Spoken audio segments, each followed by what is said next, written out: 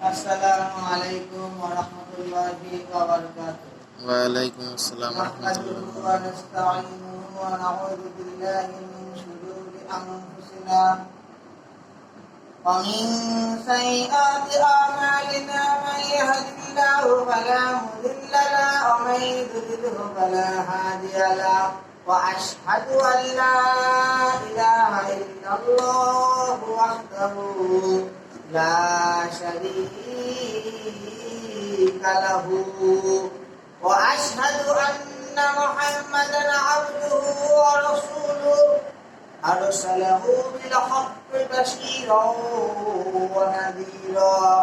وما أرسلناك إلا رحمة للعالمين. وقال الله تعالى في كلامه المجيد والفرقان الحميد: إنك لعلى خلق عظيم. قال النبي صلى الله عليه وسلم: أخلص دينك يكفيك العمل القليل.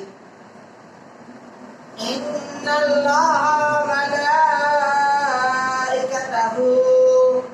يصلون على النبي يا أيها الذين آمنوا صلوا عليه وسلموا تسليما. اللهم صل على محمد وعلى آل محمد كما صليت على إبراهيم وعلى آل إبراهيم إنك حميد مجيد. اللهم بارك على محمد وعلى آل محمد كما باركت على إبراهيم وعلى آل إبراهيم.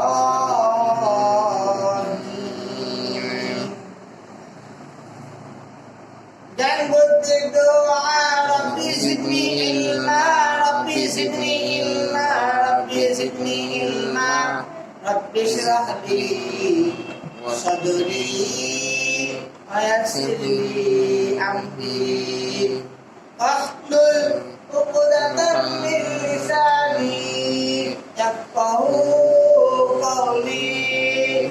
Rabbi yassir wa la tu'assir wa tammim alaina bil khair.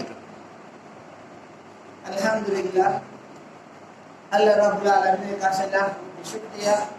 আল্লাহ রাব্বুল আলামিন আমাদেরকে piece মাদ্রাসার অনুষ্ঠানের দিন, কুরআন সুন্নাহ থেকে আলাপ আলোচনার দিন এবং নবীর জীবন কি উদ্দেশ্যে নবী সাল্লাল্লাহু আলাইহি সাল্লামকে এবং অন্যান্য নবীদেরকে আল্লাহ তাআলা দুনিয়ায় পাঠিয়েছেন এবং আমাদের চরিত্র কেমন হওয়া উচিত সেই সম্পর্কে আমি অধম, আমি বেশি কিছু জানি না। আল্লাহ তাআলা আমাকে কথা বলার সুযোগ করেছে, তার জন্য আপনারা সবাই বলেন আলহামদুলিল্লাহ। আলহামদুলিল্লাহ। খুশির কণ্ঠে বলেন আলহামদুলিল্লাহ। আলহামদুলিল্লাহ। নবী করিম সাল্লাল্লাহু আলাইহি সাল্লামের প্রতি দুরূদ পাঠ করেন, সবাই বলেন সাল্লাল্লাহু আলাইহি ওয়াসাল্লাম। কি বলেন? সাল্লাল্লাহু আলাইহি ওয়াসাল্লাম। আজকে যদি আমরা হাসপাতালে শুয়ে থাকতাম, আজকে যদি আমরা কবরে থাকতাম, আজকে যদি আমরা বিদেশে থাকতাম, তাহলে এই কুরআন শরীফ ওই জান্নাতের বাগানে বসার কি সুযোগ পেতাম কি পেতাম না বলেন? না। আল্লাহ তাআলা মেহেরবানি করে আল্লাহ সুবহানাহু ওয়া তাআলা ভালোবেসে সম্মান করে আমাদেরকে জান্নাতের বাগানে বসার সুযোগ সবাই বলেন আলহামদুলিল্লাহ। আলহামদুলিল্লাহ। এই জান্নাতের বাগানে বসে আপনারা খুশি না নারাজ? খুশি। মন থেকে একবার বলেন সুবহানাল্লাহ। সুবহানাল্লাহ। আমি বেশি সময় নেব না শোনা, 5টা কথা বলবো। কয়টা কথা বলবো? 5টা। 1 নম্বর কথা, আমাদের নবীজি হচ্ছে পৃথিবীর ভিতরে সর্বশ্রেষ্ঠ এবং সুন্দর চরিত্রের অধিকারী। বলেন সুবহানাল্লাহ। সুবহানাল্লাহ। সব নবীরা নিষ্পাপ, কোন নবীর গুনাহ নাই।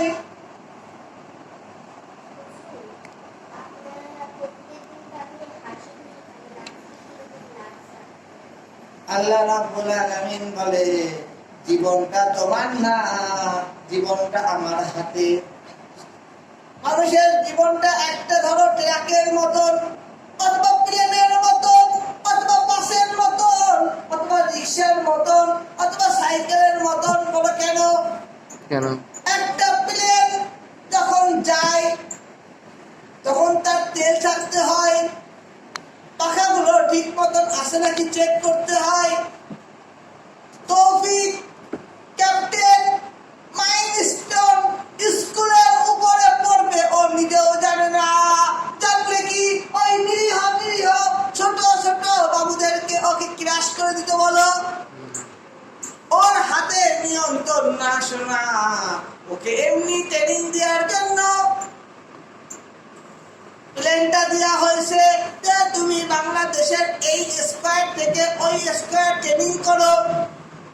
কিন্তু আল্লাহর কি খেলা, ও ব্রেক ফেল করে পড়বি পর, পানিতে পড়তে পারতো, নদীতে পড়তে পারতো, কিন্তু ওই স্কুলের উপরে পড়ে তাও ছাত্র ছাত্রীদেরকে বাঁচাতে চেয়েছিল।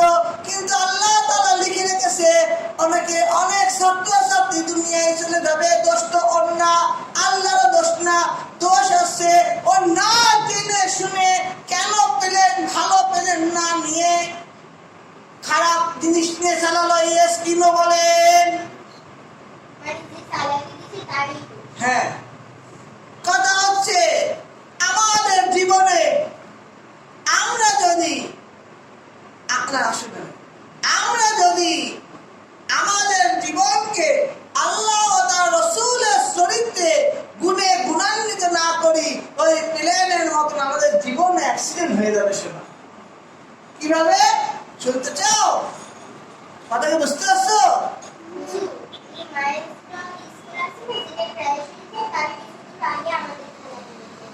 আমার আপন ফুফাতো বোনের মেয়ে A+ পেয়েছিল, সকালে পুরস্কার আনতে যাবে, ঠিক ওই মুহূর্তে ওখানে প্লেনটা পড়েছে। সকালবেলা এতদিন স্কুলে যায়, মোবাইলে হোয়াটসঅ্যাপে তথ্য আসে, 9টার সময় উপস্থিত থাকতে হবে, 10টার সময় উপস্থিত থাকতে হবে। কিন্তু সেদিন আল্লাহ তাআলা তাকে ঘুমায় রেখেছে। ঘুম থেকে উঠে দেখছে 12টা বাজে। আহারে, যাবো, এসপি আসবে, ডিসি আসবে, প্রধান হেড স্যার আসবে, তাদের কাছ থেকে পুরস্কার নেব, ফেসবুকে ছবি দেব, সারা বাংলাদেশের মানুষ দেখবে। কিন্তু সেদিন তারা ঘুমাইছিল, তারা আর 12টার সময় যায় নাই। 1:05 মিনিটে প্লেন পড়ে ওদের ছাত্র ছাত্রীকে পুরো ছাই করে দিয়েছে। বলো আল্লাহু আকবার।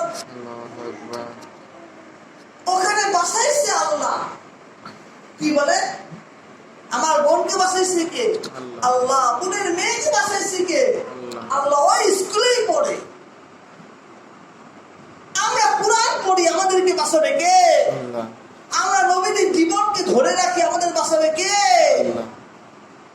আর যদি আমরা কোরআন ছেড়ে দিই, নবীর জীবনকে ছেড়ে দিই, যা ইচ্ছা তাই করি, নিজের জামা প্যান্ট জুব্বা পাঞ্জাবি কি স্টাইলে পড়া দরকার ছিল সেই স্টাইল বাদ দিয়ে যদি আমরা কুকুর শিয়ালের স্টাইলে পড়ি, আমরাই তো দুদকে চললে বলেন নাউযুবিল্লাহ। আমাদের স্টাইলটা হবে হযরত মুহাম্মদ সাল্লাল্লাহু আলাইহি সাল্লামের স্টাইল। আমি ইচ্ছা করলে রাত্রিতে 3 রাকাত নামাজ 4 রাকাত পড়তে পারবো না, 2 রাকাত পড়তে পারবো না। নবীজি আমাকে যেইভাবে চলতে বলছে সেইভাবেই আমাকে চলা লাগবে। কি বলেন? সে ছোট হও আর বড় হও, 7 বছর হও আর 9 বছর হও আর 25 বছর হও, ইয়েস কি না বলেন? দুনিয়ার মানুষকে ফাঁকি দেওয়া যায়, আব্বু আম্মুকে ফাঁকি দেওয়া যায়, ভিডিও কল ফাঁকি দেওয়া যায়, অডিও আমি বলেছি আলিফ এমন এডিট করে বাও লিখা যায়, কিন্তু 2 ঘাড়ে 2টা ফেরেশতা সুন্দর করে লিখতেছে হুজুর তুমি কি বলতেছো সব কিন্তু আমি রেকর্ড করছি, ইয়েস কিনা বলে? সত্যি কথা না মিথ্যে কথা? সত্যি কথা। আর এই মনের ভিতরে আল্লাহ বলে ইন্নাহু আলিমুম বিযাতিস সুদূর, তুমি মনে মনে কি কল্পনা করো সেই কল্পনা আমি আল্লাহ শুনতে পারি, বলো সুবহানাল্লাহ। সুবহানাল্লাহ। আমাদের পালানোর কোনো জায়গা নাই, শেখ হাসিনা নাই পালায়ে চলে গেছে ইন্ডিয়া যাক আর ভারত যাক, কিন্তু আমি জাকি যখন কবরে যাব সব বিশ্বর ঘর, আব্বু আম্মু ছেড়ে একা একা আমাকে কবরে থাকতে হবে। যদি আমি নামাজ পড়ি, রোজা রাখি, আল্লাহর হুকুম মানি, নবীজির চরিত্রে গুণে গুণান্বিত হয়, তাহলেই আমার কবরটা হবে শান্তি আর শান্তি, বলেন সুবহানাল্লাহ। আপনারাও বললে তাই, যদি নামাজ না পড়ি, রোজা না রাখি, পর্দা না করি, কুরআন না পড়ি, বাপ্পার সাথে খারাপ ব্যবহার করি, আমার কবরটা হবে আগুনের গর্ত, সাপের গর্ত। নবীজি বলে গেছিলেন নাউযুবিল্লাহ। কথাটি বুঝা যাচ্ছে? এখনো সময় আছে মুসলমান, যে বক্তব্য দিচ্ছে সে ভালো হোক আর যারা শুনছে তারা ভালো হোক, তাদের আব্বু আম্মু ভালো হোক, তাদের ভাইটি ভালো হোক, এলাকা ভালো হোক, সবাই ভালো হোক, নেশা ছেড়ে দেন, ভালো হন, বাপ মাকে আপনি ভালোবাসুন, ঝগড়া করেন না, পড়াশোনা করেন, নামাজ পড়েন, পর্দা করেন, ইয়েস কিন্তু বলেন। হুজুররা ওয়াজ করেই যাবে, আপনারা কি আমাদের দিন বলেন হুজুররা বলেই থাকে, কি গালি?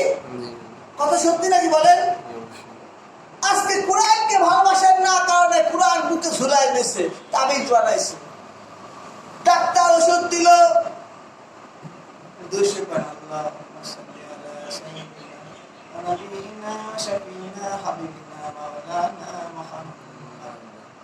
ডাক্তার আপনাকে ওষুধ দিল সকালে 2 চামচ, রাত্রে 3 চামচ, দুপুরে 1 চামচ, আপনি শিশিটা খুলে সম্পূর্ণ খাই নিলেন, দুনিয়ায় বেঁচে থাকবেন না কবরে চলে যাবেন?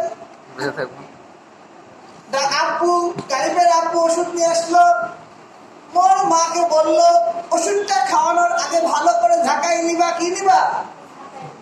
এটা ভালো করে মেশে ওষুধের বোতলটা ধুয়ে গেল, মৌকে সকালে ঘুম থেকে উঠে বললো আম্মু তুমি ওঠো, অথবা মিষ্টিকে অথবা সানহাকে অথবা মহিনকে অথবা মাহিনকে অথবা সাদাবকে অথবা গালিবকে অথবা জাকিরকে ইতিসি।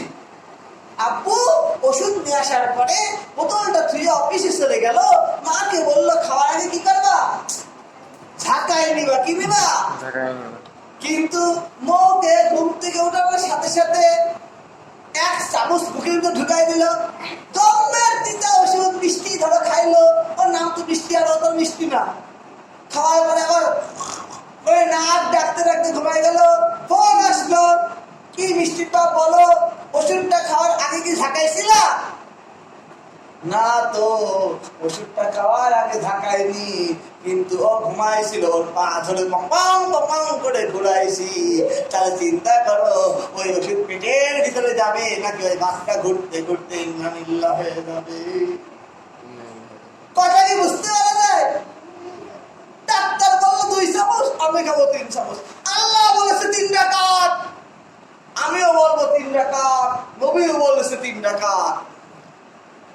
এটাই বোঝানোর জন্য বললাম বিরাজ তো দুটো, একটা দাঁত মাজা, একটা টয়লেটের বিরাজ। যারা নামাজ পড়ে না তাদের মুখে টয়লেটের বিরাজ দিয়ে ঘষে দাও, দেখবা কি বাসনা বাড়ায়, এলাকায় কি সুন্দর। স্যারের সামনে, স্কুলের সামনে, স্যার আজকে বড় বিরাজ আমার ভাই কিনে এনেছে, গালিব না বিরাজ তো ভাই, হাত তো ভাই, কলম তো ভাই, চোখ তো ভাই, কান তো ভাই, আমার কান